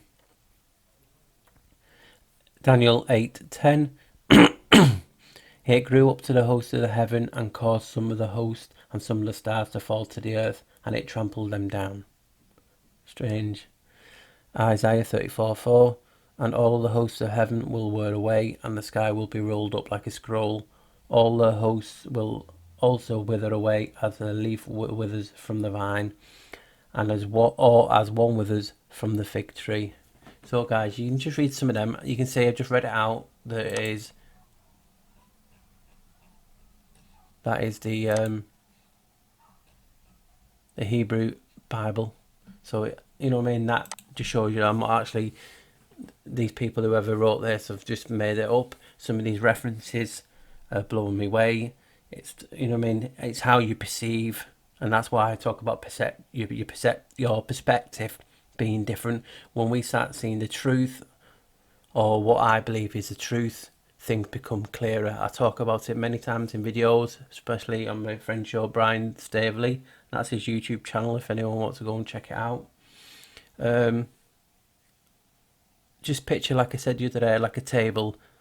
Everything that happens, the catchy record, everything is on the table. There is a table lamp shining on the table. If they can control the light, control the shadows, control what light comes out, we only see in 3 colours, and it's a reflection using the light. It comes back into our eyes, how we see. So basically, whatever they are shining on, we don't see for what it really is. People can call it the veil. So when you start to look into the truth, you can start seeing through the veil. It becomes clearer, and eventually it will disappear. I think the veil now, like I said a few videos ago, it's blew away with me hair. The realms of magic and fairy tale and what's supposed to be normal and our reality, it's smashed together. Now, hopefully I'll get into talking about this and why I think, and how I involve Cern and different things like this. But guys, you can just read from that then how if you're looking at it with different eyes, it can be taken as we are hosts to these guys. Do you know what I mean? Right, guys. Hopefully you've enjoyed it so far. I keep saying it after every time, but you know what I mean, it's been one of my longest videos. So hopefully, guys, you still be patient and watching and getting intrigued of what I found out so far. Right, thank you.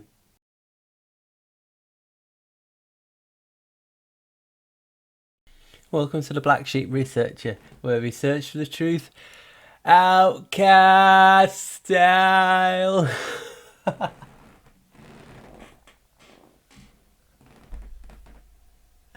Oh my god. Oh, I'm an idiot. Oh my god, I've been hit. I must have been hit on my head. Oh, dear me. Oh god. Right, guys, hopefully you got this far, because this is my longest video to date and it ain't finished yet. So hopefully, I know the topic is not a happy-go-lucky type of thing. It's very deep. It's touching a topic sometimes we don't like to look into, because do you know what I mean, it leaves yourself open to different things. But I believe I was led to do this research because, like I said right at the beginning, on one of my old videos that I just post every now and again, to outline my videos, someone commented and sent me a link to that picture at the beginning. So it was like, it was meant to, I had people asking me to do videos on Parasites and the Archons and whatnot, because they just want to see what I could come up with. And I was like, I'll get to it, I'll put it to my list, because I have a list that I do, you know what I mean, and I go off that, mainly. But what happens in a lot of times is things just get put into my lap, and I look at it and I've gone and I research and make that video. So it's like, I can have a list, but it doesn't really matter. So that's what happened. I got this. People were asking me to make it. I was not putting it off, or I put up my list, and this video, this link that you're seeing to that one picture, it wasn't actually the picture it was showing me, it was the actual knowledge on the page. And it sent me overload, all the symbols. So I started looking into it a little bit more, a little bit different like I normally do. And then, poof, as you can see, I've put some hours and then some research, and I've been teasing my friends. I've been teasing my friends, giving them little tidbits, and what tidbits they've got, they've been blown away by it. I know it's huge speculation. I know it's a huge what if. I know it's a huge interpretation. It's using your perspective. But it's not I've not just like me come up with this one theory now about the parasites living and invading us. We've all had them, we've all heard them, but just not in this context. and not put together in this package. And we'll probably go on YouTube after this, and it's like, I'm like, no, take it back, Paul. But I can't. So, like I said, I've made the video. You can see the content, and when you do look at it in a different perspective, you can seriously see what I'm coming up with. The people I've showed so far, who you call me peers, people I look up to and respect, have been blown away by it. So that spurred me on. Obviously, the topic is not, like I said, like rainbows and unicorns, but it has to be done. I've touched briefly on different topics with Janus and Pythagoras, the why, and people have really responded well to them videos. They enjoy the content, and that's really what I do. I try and get my message out, whatever's in my head, into a film for people to enjoy. A lot of my videos I don't like because I'm very critical of myself. So that's why I always ask for people's opinions to gauge it, because sometimes my gauge is away. Some of my videos that I really enjoy, have not done too well, and ones I don't like seem to do more better.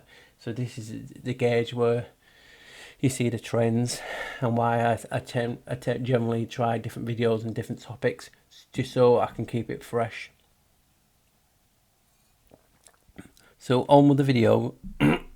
Trying to remember now, like looking at my notes.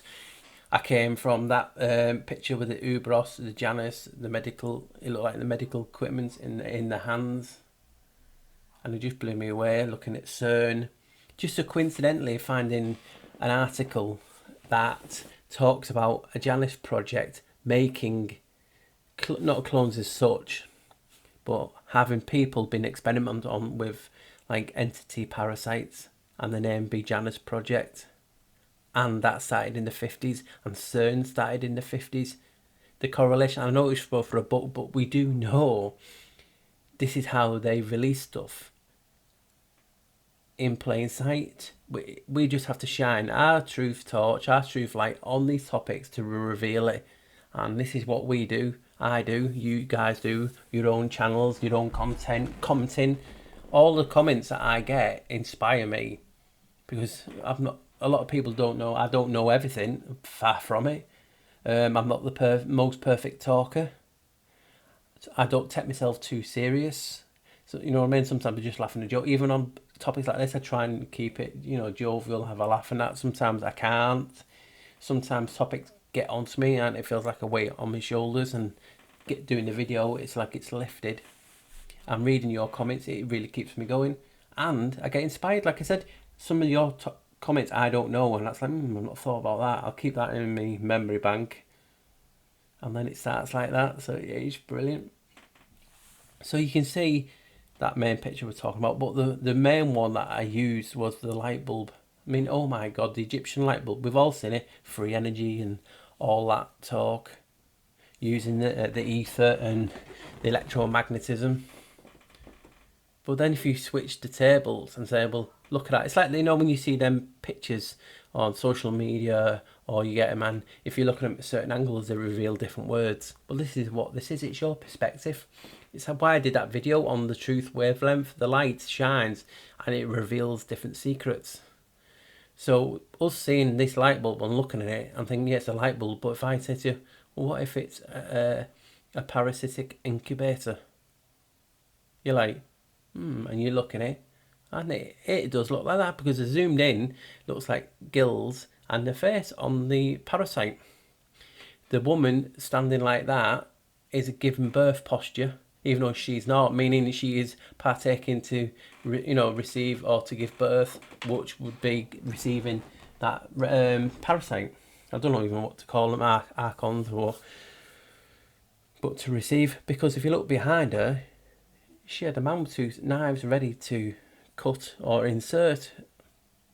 So that just blew me away, guys. It really just... And then you see knee-high or nehe, all that pictures could be interpreted as showing you that, like, not the alter ego, but like in a mirror, and a mirror effect. One is a man's face, and then the other face is a snake.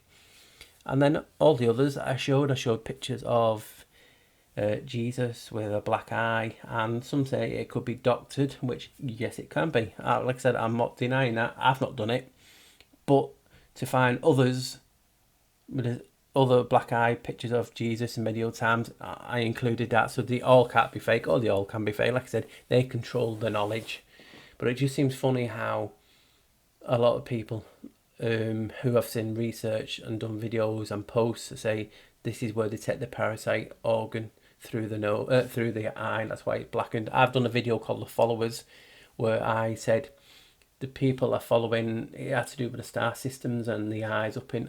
I don't know if it was Aldebaran. I can't remember. It was so long ago. The right eye was Saint Michael. The left eye was the deceiver and different things, and they were followers. And I said it's Baal or Baphomet. Well, it now turns out that is Janus, the gatekeeper. What are the windows but the doors to the soul, the windows to the soul? That's what your eyes are. So it makes sense that they take it through there, but it could be anything. Like I said, I'm not saying it's a parasite, a worm type. It could be the black goo that people have looked into. It could be metaphorically. It could be a demonic type of presence, but it's still a partaking of the host. So this is what it's talking about, how the realms you're jumping in, and I will try to keep this short because, like I said, I've done an hour and a half, and you guys' time's precious. I just wanted to get this message across and just get what out of my head. People have been wanting to watch it for days, and they keep getting messages, especially Bobby Dazzler. He keeps sending me messages. Have I finished yet? Well, I'm on my thoughts now, so hopefully it's today. What I will tell you has been weird today is I'm making this. Obviously, it's on the camera. My internet, out of the blue, has been going on and off all day. It's like no one wants me to get this video out. So if you're watching this, it could be the day of it, me downloading, or it could be another day. It's just crazy, and I don't want to download it for ages and then it not go through to YouTube. So like I said, you saw the pictures, you saw the different variations of one medieval. It looked like it had a parasite in Jesus' stomach. There was two of them. You had ones that it looked like a woman and she was going to give birth or just give birth, and it looked like a parasite, a worm coming out up to like what they call now, a kite, but it had eyes and things on it. It looked like a demon. So you had all these images from the ancient times, medieval, past thousands of years ago, showing a parasite, a worm, a snake. Could they all be the same? Could it all just be metaphorically? Yes, it can. I mean, I'm not blind to say that, but it might not be. I know it's a what if, but guys, we've done the research, we've seen the weird and strange. We all have our weird and strange theories. So hopefully you can see what I'm trying to get to with this, my strange weird theory, and how it's all linked. You've seen, like for instance, the serpent mound. It's Idaho, if I remember, and it's biting, and it looks like an egg or an eye. And I showed, could it be a mitochondrial DNA? It's the same shape. It's circle when you look down on it, and then even Cern's circle. I've showed how the number of Cern meets creation, 4, 3, and the Trinity and you, that's 4, meaning creation. So it actually means to create and creation. You know what I mean? So it's just mind blown on that. It's so good when you do videos and they're really, really deep and they make you think, but sometimes it has an adverse reaction on you. You know what I mean? It's like you just want to get it out of the way and get to something later. And I'll be doing some live videos soon, some ones with friends. I just want to get myself out there and hear different things, and hopefully you guys will enjoy it. So as you were saying, Cern, what's Cern role in this? It was set up in the same time as that so-called make-believe book or film or whatever it was. Could it be they are opening a gateway, a portal? Because portals necessarily don't mean another universe. It could be the case of how we see in light. Because I believe everything happens, everything around us is so many realities, And they're all in different shades of light, frequencies of light. Pardon me. So if everything around us is always here, and you have the not the magic or the technology to break through that wavelength, revealing a gateway, a door. We've seen all the ancient gateways and doors. Could this what they've always done? It just makes sense, because what is the primordial, what things we always get taught straight away from earlier about the snake being evil and being a parasite? Could this be a long-term battle that we've had through the eons? We saw of St. George on how he defeated the serpent. Is this them? Is this why they then went undercover, went deep, and created secret societies to initiate the so-called parasites, the elites, into this order, partaking, being a host to these entities? It just strangely makes sense. I know it sounds like a film, but God, you know what I mean? It's just so crazy, like I said, and things and magic and everything. Some of the things I've seen and you guys have seen and commented, you know, we're not all crazy. You know what I mean? But then again, there is a strange possibility if you're watching my channel. But you guys know, and I, you know what I mean, I keep trying to make a jest of it and get the topic down, but never discount anything. Like I've said the other day, when we're learning all these series, everyone's theories, through time, I'm keeping all on the table, and I'm only picking one up like a toy, and I'm looking at it, and if I don't think it's for me, or I don't believe in this, doesn't mean it's right, it's wrong. It's just it doesn't feel for me. My perception of that doesn't work for me, so I'll just put it and I'll take it off the table. But I won't discount it. I'll just keep it in a box. So because you never know when you'll connect something that will lead you back to that. So that's what I'm doing. I'm not like having an empty table, getting a topic, researching. Oh, I believe in that. I'll put that on the table. Next, I'm doing that. I'm having a table full and I'm looking at everything. And then when I can't find connections, I might then take it off. But I'll never discard it, because you just never know when things happen. And that is my philosophy on learning. I don't discount anything until it can be proven. And then again, what can we physically prove for anything? Do you know what I mean? It's like the scientific principle is like just observing. So if you observe something now and you see something strange, does that mean you can class that as a scientific experiment and it actually exists? Because everything exists. Our power to manifest anything with the mind, it is a powerful thing. And we should not just give people a break if you don't believe. Like I said, I've heard people talk about Cern opening the doors to demons for ages, and I think, oh my God, it's so outlandish. But I respected the people. I just thought, I'm not looking into it because it's not grabbing me attention. I just don't believe Cern was doing that. But just look at me now. I've made a video on them being a parasite. It could be demons. It could be just another word for it. It's all our perception. So if I say demon, you say parasite, archons, entities. It's all the same thing, and that's what they could be doing. You think about it now on how many Cerns there is. I think there's 30,000 now. What could they be doing? Could the Cern be opening a portal of light, you know, into another realm, to another existence? You know, it's just speculation, but I believe they're bringing something through, and that is what people are calling archons, the demons, the parasites, and then put them into people. You can see the celebrities and rich people all have left black eyes. Some people believe that's where they're going in. I just don't know where I'm going in. It could be the ears, the mouth, the nose. It could be spiritual. It could be an entity, so it would not leave no mark. But the left eye, basically, from my video, is that they are followers. So it's just, I'm just putting this out there. You could even call them clones or entities. It's just all names, guys, and whatever name you need to use is fine by me, guys. But you know, we're all in it together. You can just say evil, and what doesn't it make sense on how the Vatican is behind it? And I don't, you know what I mean? It's a case of I believe in God, and you're always led to believe that these guys were their representation on earth, and you just seen it from the the paedophilia to the scandals and money laundering, and they are pure evil. And I'm not saying everyone is, because that's not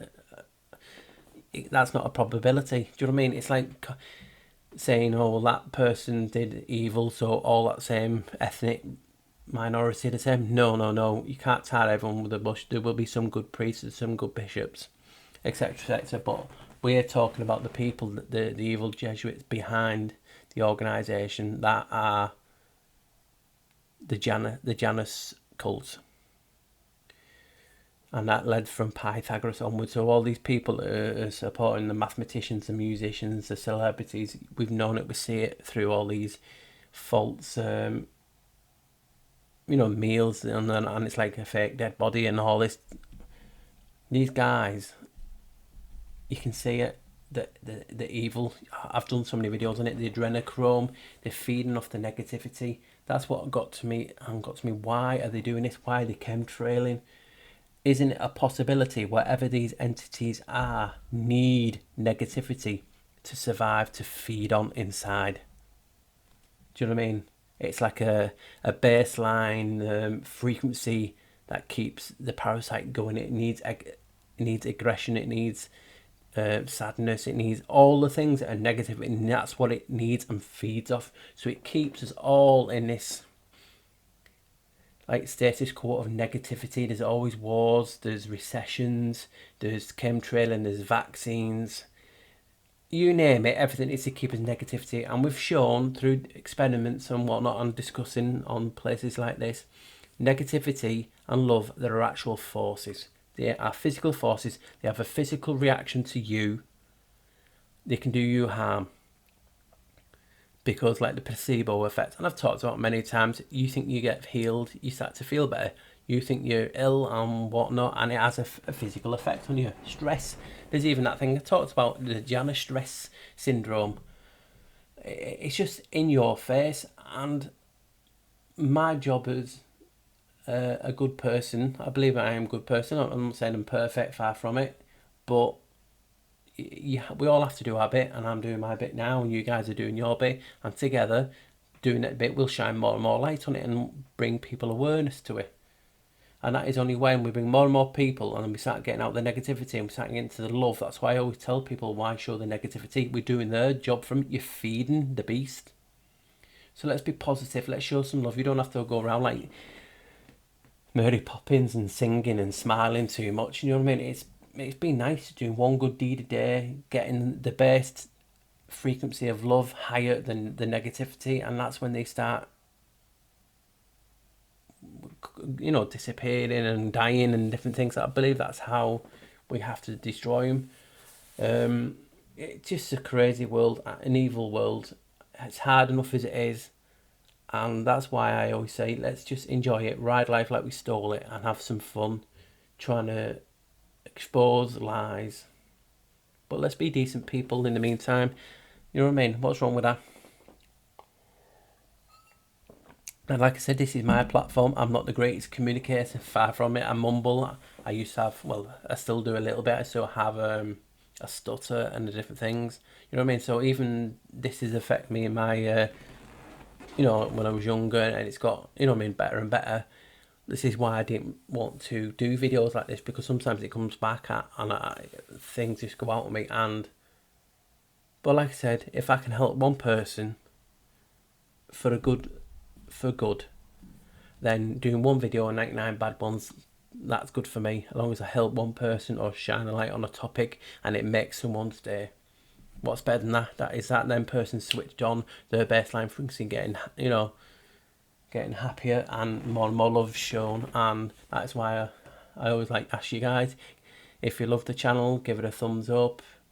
If you say to your friends, oh yeah, check out the mad crazy UK guy, the Black Sheep, he talks about a wide range of things, and do that, and let's get me out there, and then I can start doing different videos and live videos and group chats and different things, just so we can be more interactive with you guys, because you're brilliant. You know what I mean? Talking like in 6 months, really, I've gone from like 100 subs to 2,000, over 2,020 odd, and it's to do with all my friends, the family that have social media, using the beast for a positive. So back to me, off me rant and back onto this topic. So then, if I can remember, I've talked about the bulb, I've talked about this, the Vatican being the divine serpent. And you know how the Rome's built, and the snake. That's why I was talking about the host. We've seen the films called The Host. We are the host to these entities. And could the sacraments of the communion be the origins of it? Because like you said, even that priest who's a lecturer as well, he didn't really know. He's like, oh well, it all comes back from the bishop, the original first bishop doing it, and this was it. And it's so he really doesn't know. You guys out there will probably know. Like I said, I could have researched it more and more and more. I'd have been up to 5 hours, and you guys have not got 5 hours.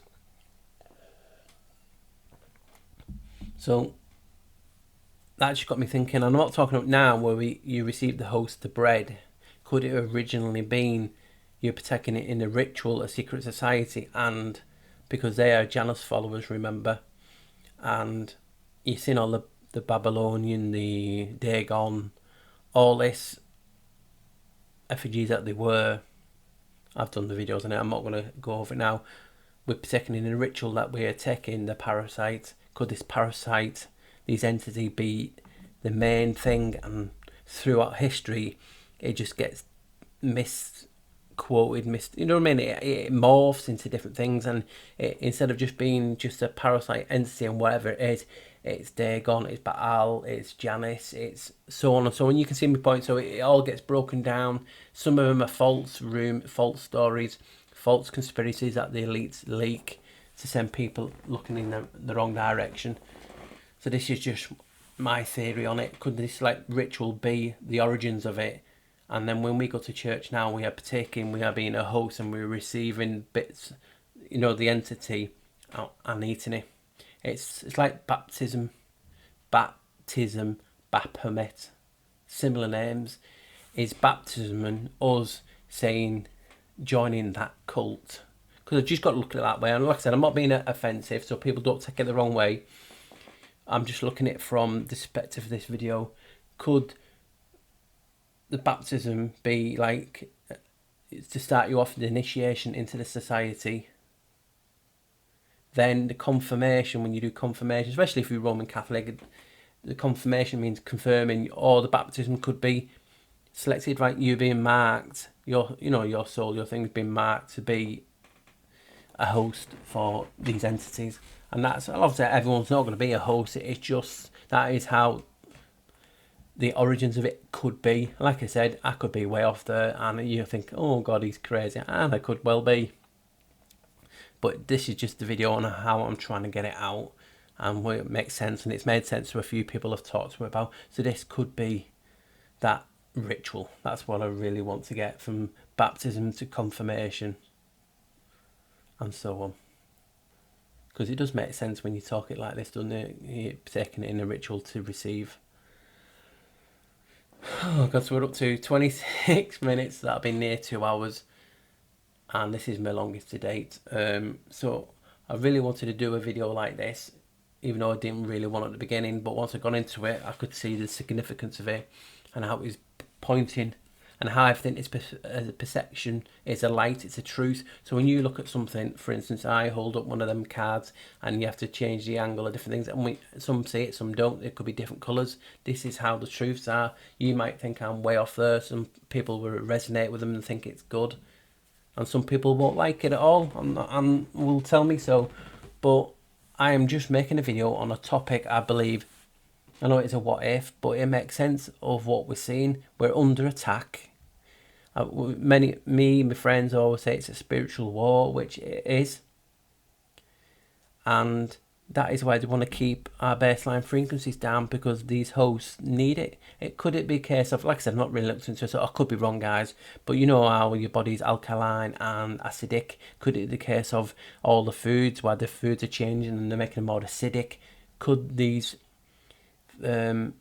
entities need a more acidic, more type of blood? For instance, you look at the oldest animals on the earth, and it's like them worms that live on the volcano things, and things like that. And then there was the worms that they've defrosted, so-called, from 30,000 years ago, from deep down, who've always been here. So this is thing. I mean, it could I just call it evil entity? It could be a demon. It could be a parasite. It could be the Archons.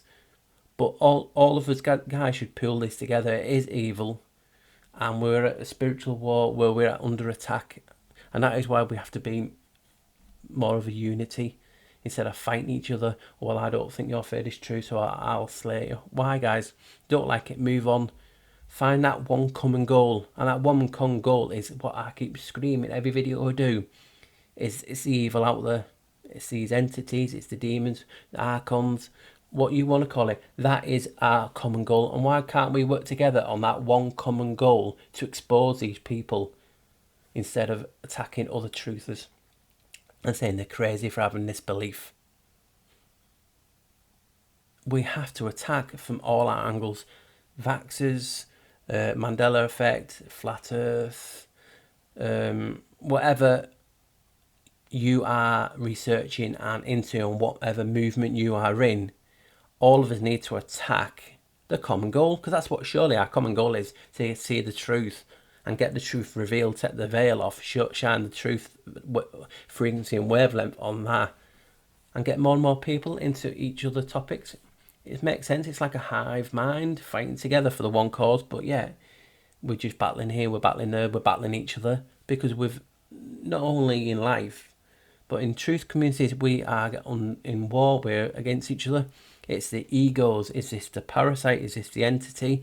Or is it just people's blatant evil? Or they could be shills, as the famous word. I don't like using that, but we know there is paid people to do this. Why? Because they don't want unity. So you've seen all basically pictures, and I could have included so many more. And with the shapes and different things, and linked to Janus and Cern. That's why I believe Cern's involved.